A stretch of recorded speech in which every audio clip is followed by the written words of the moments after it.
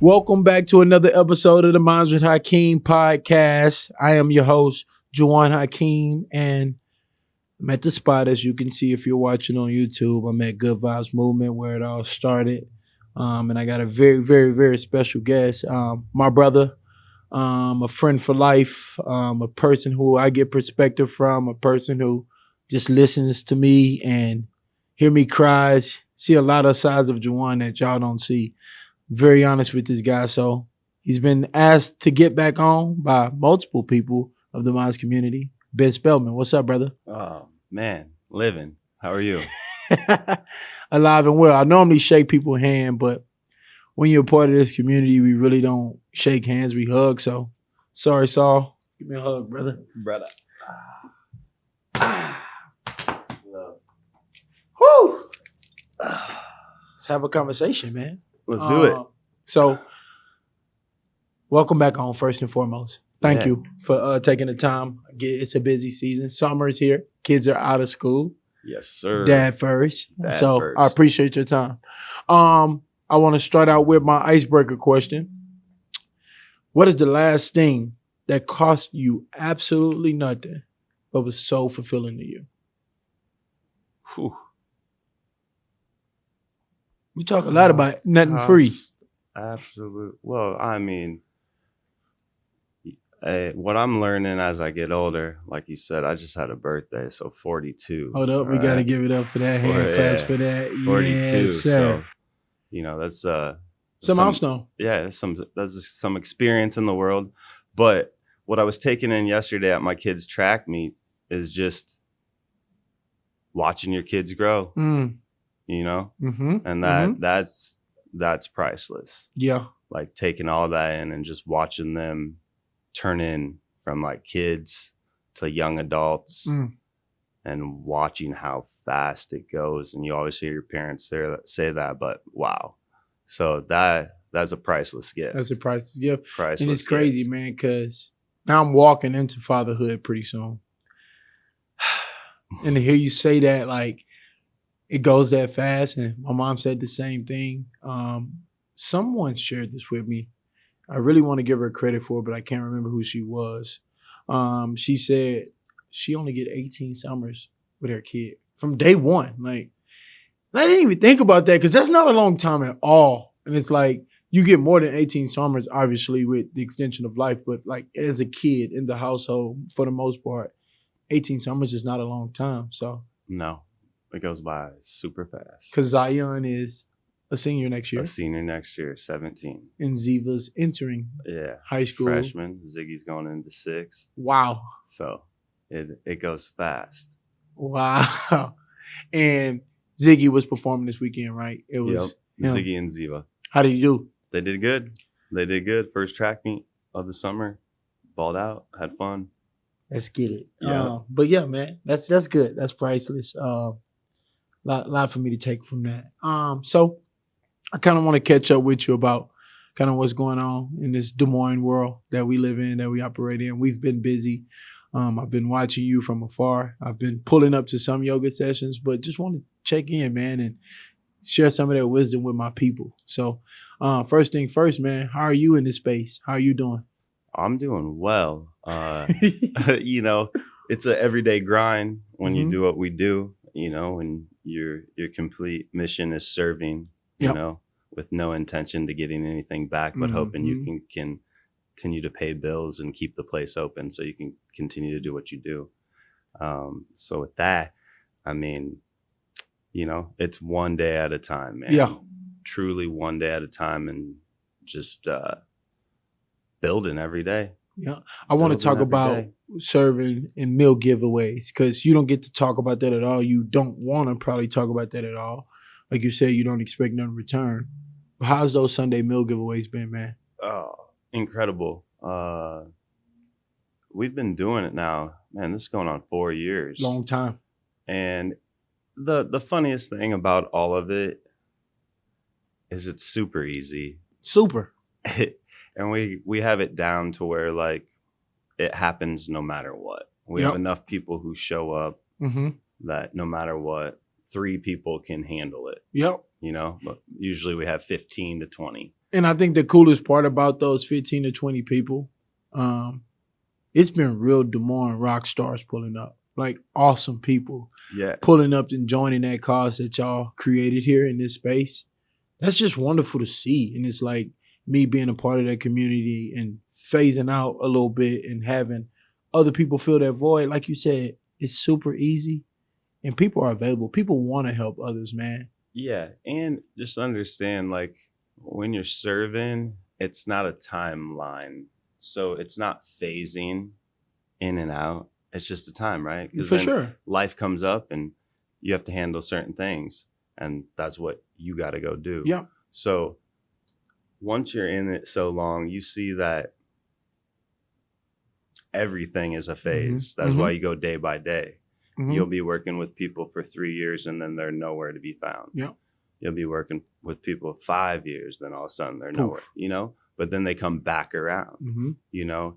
And what I'm learning, when you're a visionary, you really just have to keep seeing your vision and know that there's going to be people who come and go in your life regularly. You know what visionaries do that sometimes they don't get to see. And I have a really good illustration of this because it's sitting right here in the room.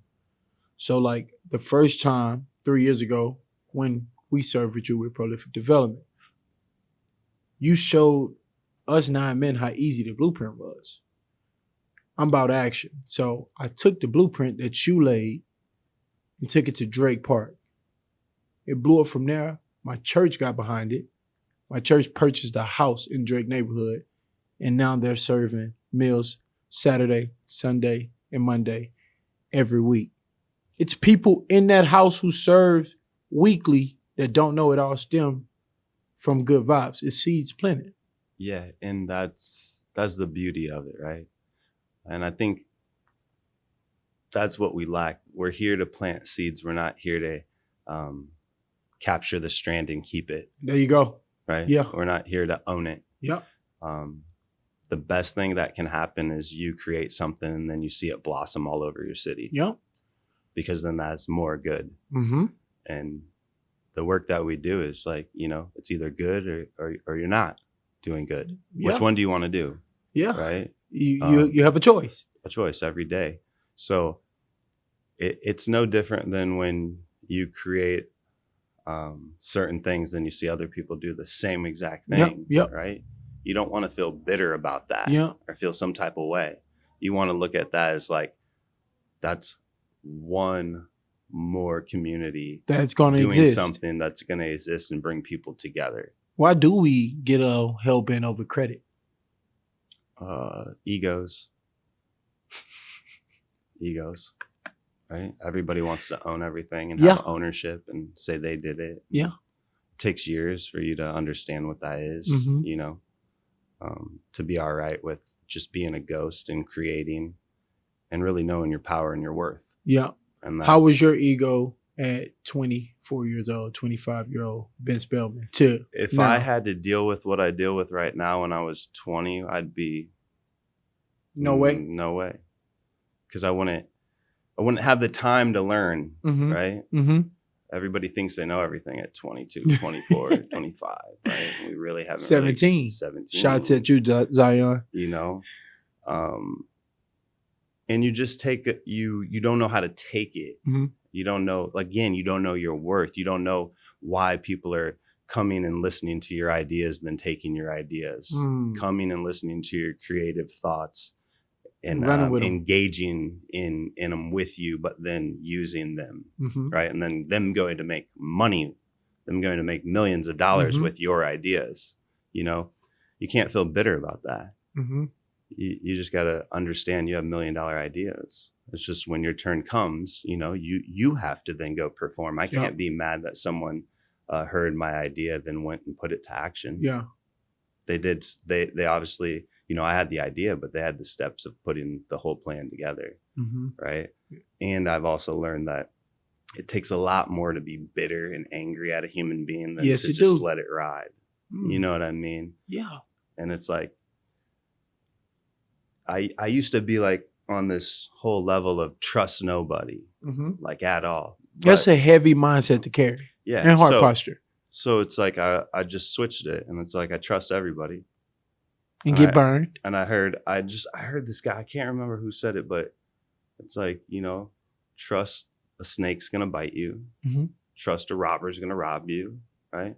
You got to trust those things. Yeah. Know them. Don't. It's too much energy to not trust. Mm. You got to worry about all the moves these other people are trying to do, and then it takes you out of your creative way of thinking, right? Yeah. So just trust. If you know that's a dude that just does wrong, trust that he'll most likely do wrong, but that doesn't mean you got to shut him off, right? But those are also lessons. Yeah, because trust is a hard one. It's like we all human, we're all broken. We all burnt people and also been burnt by people.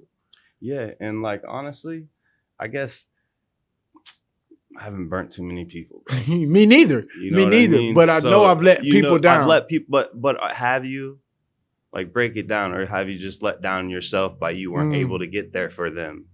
That's not, you know what I mean? Like it's all a perspective of what letting down is. If you can't get there because you have your personal things to take care of, that's what you have to take care of, right? And once you put your priorities of like what comes first, then you put it in order. It's like, no, sorry, homie. Like that's not disrespect because I couldn't jump up right when you needed help because Sam needed you at that time. Yeah. And that's the biggest thing I've been learning. I want to stay there for a second is because I have overpromised and underachieved. So since I'm been 25, these last 5 years of my life and going on 29 this month, the biggest thing I learned is to underpromise and overachieve. Because like that's when I let people down, when I overpromise. And I know I can't do the crap that I'm telling them I'm going to do. But that comes from a lesson. Like I took that as a lesson. I don't want that to be my character. That's not my character. But at the end of the day, was your intention to let them down though? Well, so then my intention was to people please. Yeah. So I guess it just depends on what you're trying to do, right? Mm-hmm. Because you can have ideas and go through and go and try to get these ideas and then they fail. Mm-hmm. Right. But my intention wasn't to let anyone down. Exactly. You know what I mean? Yeah. That wasn't the intention. Yeah. Intent matters for sure. And it's like now being in this world and I feel like it's more powerful to be like, Ben, I just can't pick that project up right now. Instead of wasting your time and then not delivering on my end. Exactly. And that's something that you'll continue to practice your whole life. At 42, I still tell people I can do stuff. And it's a tough balance. Sorry to everybody out there still waiting. Hey, sorry. I gave him hand claps for patience, guys. Hey, sorry. It just didn't work out that time. Hey, that's funny. But yeah, no. And it's definitely a balancing act. And it's like, we was just having a conversation about living in the city, with us being in the city. It's heavy. Balancing everything. And I couldn't even imagine with 3 kids. Now I got a new priority that's just come out of nowhere. It's heavy. Right. So one day at a time. One day at a time. I want to talk about the movement. What are some things, Ben, that you're looking to kind of pan out in these next couple of years? I know it's one day at a time, but I know your vision is set on other things. Yeah. And don't give away all your ideas because I'm going to take them. It's just one at a time. We have some stuff that we're working on. So our nonprofit Forest Avenue Outreach, we finally got that like to a point to where it's running and it's running strong. We got funded from the state for the next 3 years. Let's go. So that seed has been planted and now we just continue to nurture it and give it nutrients and watch it grow.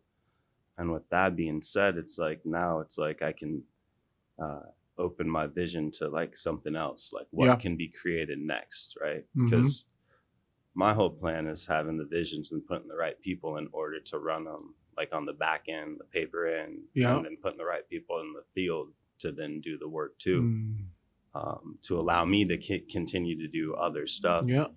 So if they don't work, I'm still working and making money to pay for everything you see. So that's running our garden and construction program. That's a check off the list. That was a long time process. Oh, I remember one thing you told me that stick with me forever is you was like, dude, it took me 10 years to kind of figure this out. And I'm still putting my ducks in a row. You told me that 2 years ago. Yeah. And well, like I said, whenever you're working with human beings, it's going to take a long time. Absolutely. Everybody's intention's different. Everybody's vision's different. And a lot of people really don't want to do work. So you have to find the right people who really want to show up on a regular and put in work and not receive money. You know, that's tough. Yeah. You know what I mean?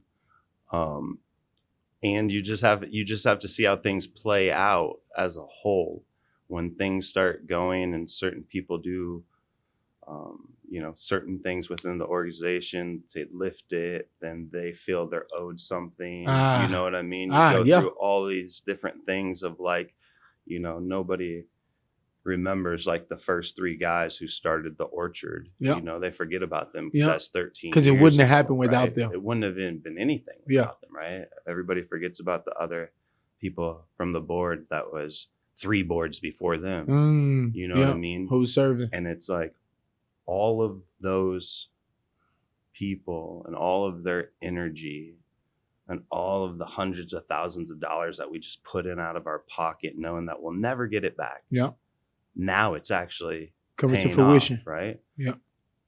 But what happens is like those people at the beginning, like then they don't get to like even really be in it. Yeah. Right. Yeah. And so you got to pull them back in after, because now you've done the work. Now you can show it. Like, this is what we all did. And most of the time people don't have patience for that because that took 15 years. Well, our attention span is getting shorter and shorter and shorter and shorter. So you know, nobody has patience for that anymore. So that's one beautiful thing that has happened. I love that. Good Vibes has like right here on 6, which is it's all one. We broke it off. It's just that so happens to be the nonprofit. But what people don't get is it all stems from 6th in college, and that's how people see what we're getting done and what we're doing in the community. And we'll just continue to build a brick at a time. That. Hopefully we'll be here on 6th Avenue as long as we can stay, you know, but as buildings go up, buildings get tore down, rent goes up, you know what I mean? So as beautiful things already exist on 6th Avenue, other things are coming. So you just never know. You just never know. One day at a time. Let's go back to the start. You know. I want to kind of shift gears a little bit into some of the activities that's going on in here. I've had the pleasure to host multiple open mics here, and I've also had the pleasure to throw a mini concert with Fly Space 3 that kind of developed on the podcast on air, and we made it come to life in here. Can you talk about some of the beautiful things besides those two things that I just mentioned that I'm a part of that goes on in the space so people know how to get involved? So we offer classes every day, whether it's a yoga or movement, whatever you want to call it. Call it whatever you want to call it. Movement sound better. Show up. You know what I mean? I know everybody has their ways with their lingos and the language. But stretching is good, guys. Yeah, just take care of yourself. And everything we do is donation based. So the simplest form of what is trying to be like what I'm like trying to create and spread, and what everybody around me I'm trying to explain and they're getting it, is if all it takes is a handful of people, no different than what you said with your church. They were able to get a house and put people in it and serve food. It's no different than that. Same thing. It's the same exact thing. It's just people think that, oh, Ben may get ahead. Do you get me? Oh, Ben may get ahead. Yes. It's like, no, what people don't get is Ben pays the gas, the water, and the rent every month, regardless if we get donations or not. Right?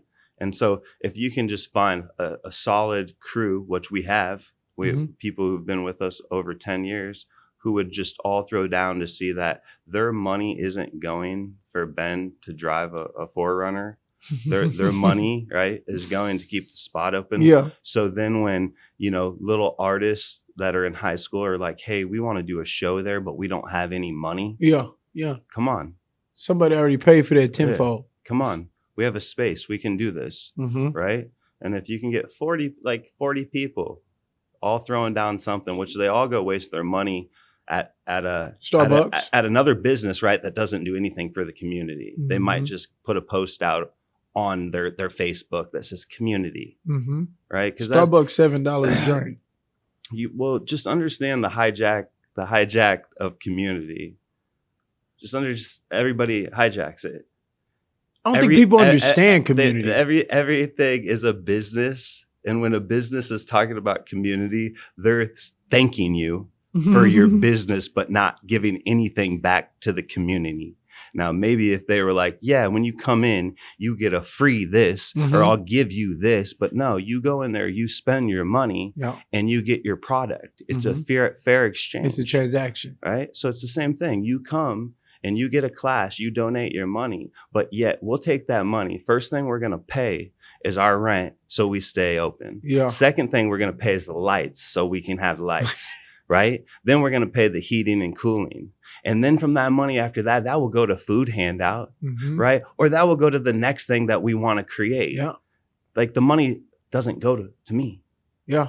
And that's what's hard, right? That's what people can't give. And then people don't want to donate large sums of money unless you're a 503(c). And all that means is now you got to follow state and federal regulations, which then take away from if you want to create maybe some things where, hey, we might want to do something in here a little different. Yeah. Right? So, I mean, you got to really follow all of it and then see, because if you're really trying to change a neighborhood, you got to be all in, bro. You got to. And you got to use your own money, and you can't wait for a grant. You can't. And that's why we were able to get grants, because we were already doing it with our money. They saw the process that was already to work. laid out. We got to show you Gardening, what we were already planting. doing. Yeah. Right. So then what we needed was the back end. What I lacked was the paper end. And we got that part, and we put it together, and now that's up and running. And now it's like, what do we create next? I think one of the things a big thing that I took away from you speaking about even like the back end business side of the nonprofit, people don't understand business models, man. No, they don't. Even like when you said the sense of community that, hey, thank you for supporting this. Like that's a transaction. It's like when it comes to nonprofits is still a business module. Not all a nonprofit is a business that shows all of their money moving. Exactly. Exactly, but people don't understand that. They're like, oh, this go to that. Some tax breaks to people. Like in my head, if it's the tax break at the end of the day of why you're even giving the money, that's what I mean. And that's what I mean. Most of the people who have big numbers who can donate money, it's they don't care. They know that they're doing it because it's going to help their taxes. And it's sad, but like, that's reality of what we live in. Like, that's it.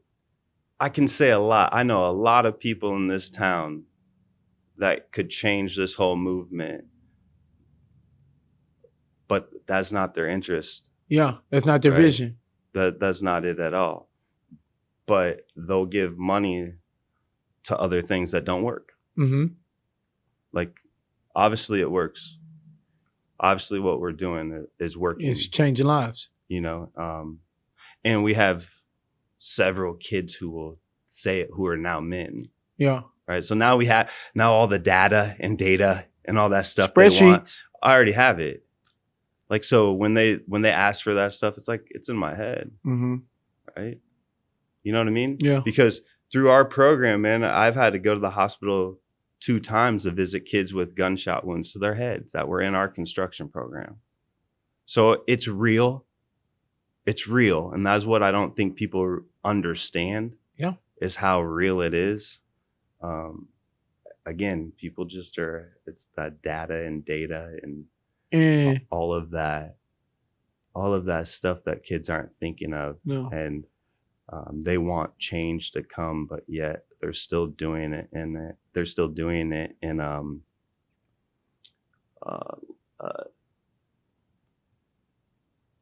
authority movement.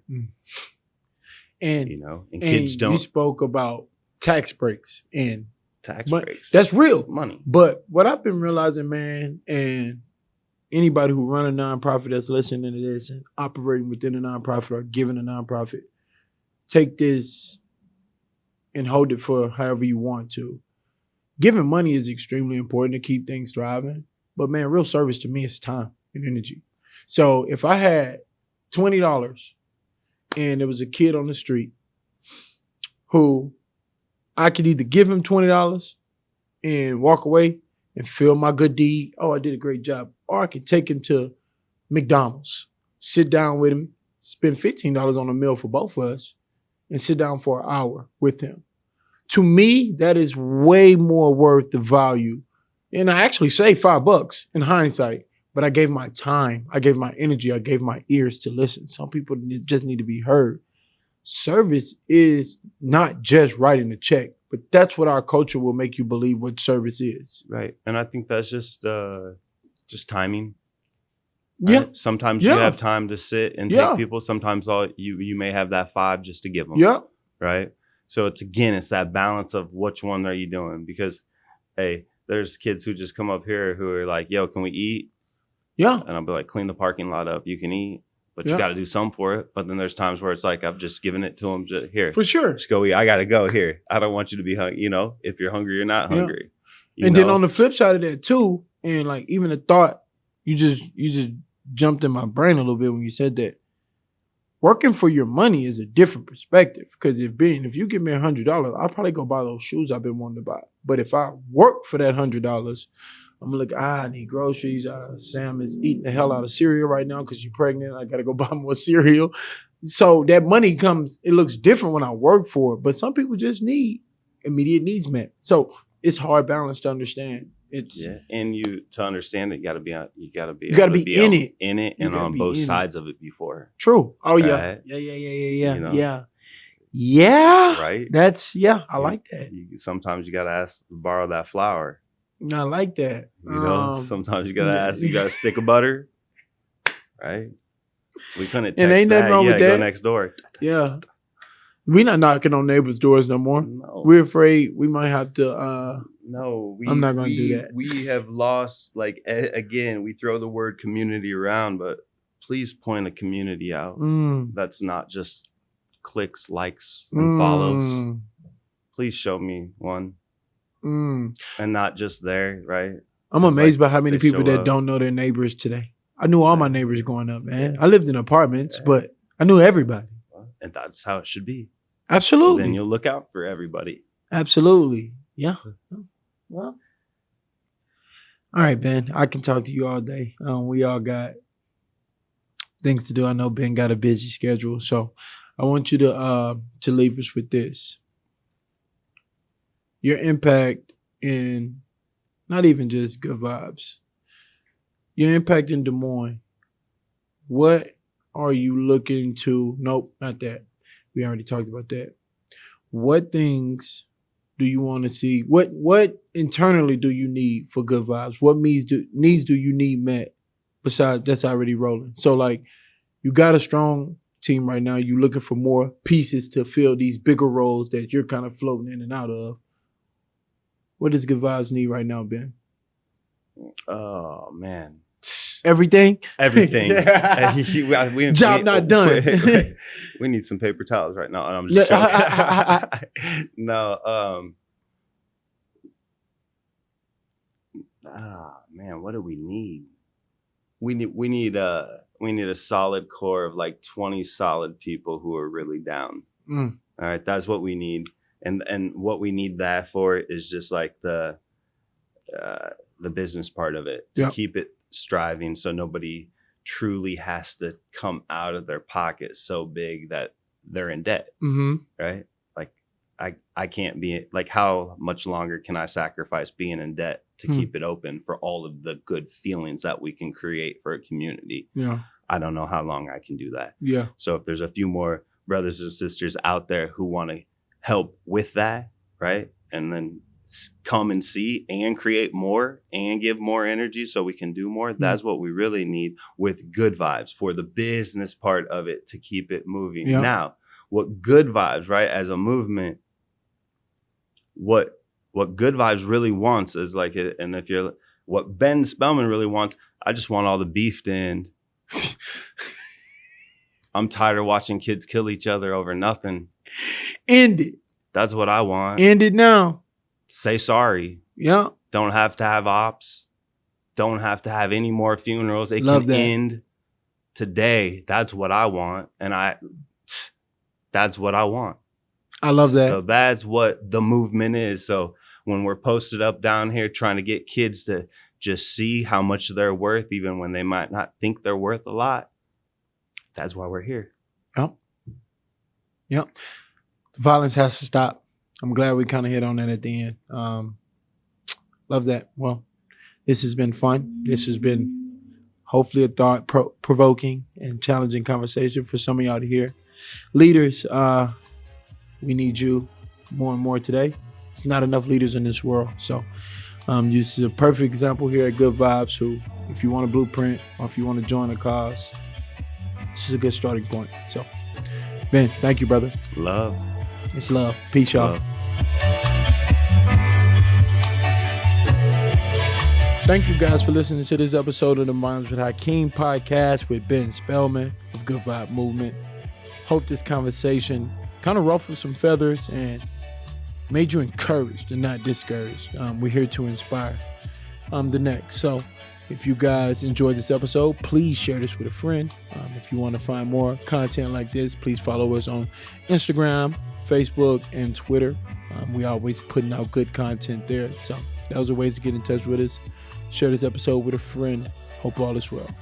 Peace.